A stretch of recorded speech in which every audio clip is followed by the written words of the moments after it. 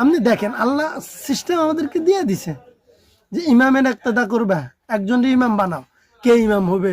সবচেয়ে আলেম বেশি, কোরআন বিশুদ্ধ বেশি, একজনটা আমরা দিলাম, ইমাম বানাইলাম। এখন আমাদের ইমাম তো এমন হবে না যে সজদা লাগবে না। ইমাম যদি মনে করে যে আমি ইমাম, আজকে থেকে আমি ইমাম, আমার কোনো লোকমা দেওয়া যাবে না। ফজরের নামাজ 4 রাকাত পড়াই, আসরের নামাজ 3 রাকাত পড়াই, যা ইচ্ছা আমি করবো, আমি ইমাম, আমি আমির, আমাকে লোকমা দেওয়া যাবে না। এটা যদি হয় কোনো মূর্খ মুসলমানও মানত না। আপনি ইমাম হোসেন কিসে আপনি লোকমা? লোকমা এখন লোকমা দিবে কে? লোকমা যে কেউ দিতে পারে, যে কেউ, মানে যে বুঝে। এই যে মাসালায় লোকমা দিব সে মাসালা বুঝতে হবে। ধরুন ইমাম জোহরের নামাজ পড়াইতেছে, 3 রাকাত নামাজ পড়ায় সে সালাম ফিরে দিতেছে। এখন একজন মানুষ 1 রাকাত পায় নাই, সে তো লোকমা দিবে না। কেমনে? সে তো জানেই না সে কয় রাকাত হয় না, এত তো জানে না, লোকমা দিব কোত্থেকে? তাহলে যে 4 রাকাত পাইছে, আলু আহলা জিকির, সে এখানে আহলে জিকির, সে এখানে লোকমা দিবে। আবার যে 3 রাকাত পাইছে, 1 রাকাত পায় নাই, কিন্তু সে বুঝে নাই জোহর নামাজ তো কয় রাকাত পাইতেছে, বুঝে নাই।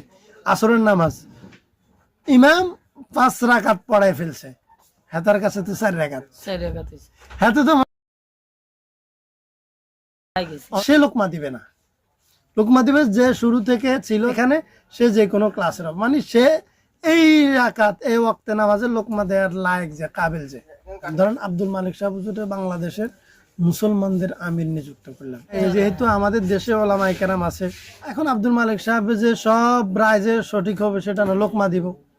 যারা আহলে জিকির তারা লোকমা দিবে, উনি সুজদা করবে, সহজ হিসাব। তবে ইক্তেদার জায়গা থাকবে, ইক্তেদার জায়গা থাকবে, একটা লোকমা হবে, সংশোধন হবে, সবকিছু হবে, কিন্তু কিন্তু সব হবে। হ্যাঁ, কেন্দ্র একটা হবে। এইটা যদি করতে পারি তাইলে মুসলমানদের বিজয় খুব দ্রুত আগাবে। এখন আসেন, হিজবুত তাওহীদ কেন আগাচ্ছে? আমাদের ক্ষয় হচ্ছে, ওদের যোগ হচ্ছে, এটা অস্বীকার করার কোনো সুযোগ নেই। আমাদের ক্ষয় হচ্ছে, হিজবুত তাওহীদের যোগ হচ্ছে। কেন? তাদের আমির একজন, সেন্ট্রাল কমান্ডার। শিয়া এগোচ্ছে কেন? তাদের আমির একজন। কাদিয়ানি এগোচ্ছে কেন? তাদের আমির একজন।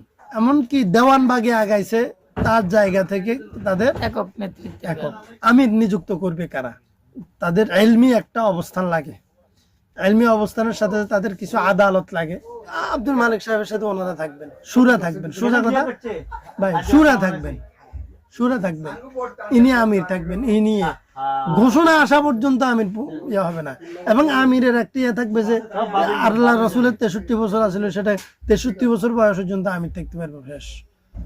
আবু বকর, ওমর, তিনজনের 63 বছর বয়সে ইন্তেকাল।